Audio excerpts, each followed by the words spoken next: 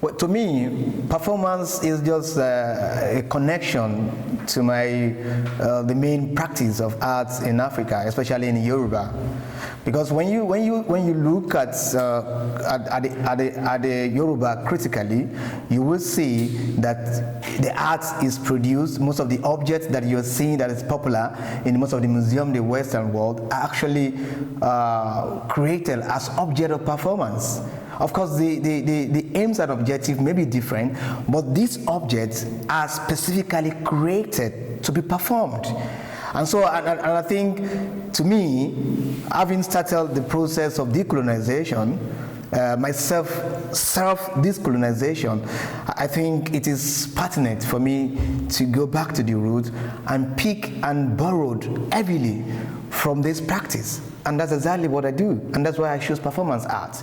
And that is what Dada to me is.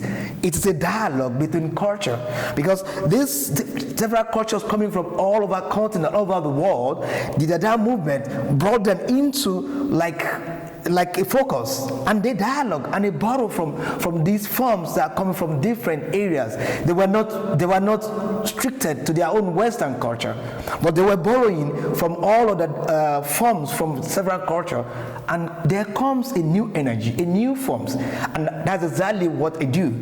I stand in my Yoruba culture, and I looked at other culture, and I borrow every from them without removing the essence of my culture. And so this dialogue brings new energy to me.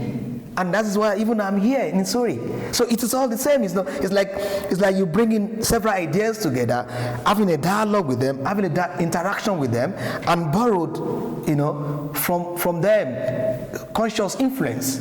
I'm speaking English now, it's not my language. But I'm speaking it because there have been a dialogue with colonialism, which has gone into my psychic and are coming into my culture and become more an hybrid. So Dada is more about hybrid image. You could call it visual, you could call it, but to me, it's an hybrid image that opened up a new discussion about the human progress, the human movement. It is just like, I couldn't say coincidence, 100 years ago, we are seeing the same dialogue as what was happening now. Then, it was war, but right now, we're having a war of mental war. Every time you read in the newspaper there is somebody killing somebody. A few days ago, we had the killing in the US, where about 50 people were killed, and there was also an assassination in UK. Every day there is killing, which is like we are constantly in the war. And to me, it is the political system that is affecting this. That is like kind of product of this system.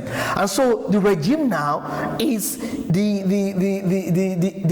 era of confusion, And then when the Dada started, was in the era of also confusion, with a lot of brutality, a lot of callousness, and a lot of things that bring pains and affect the psychology of every person at that time. And so now it's also the same.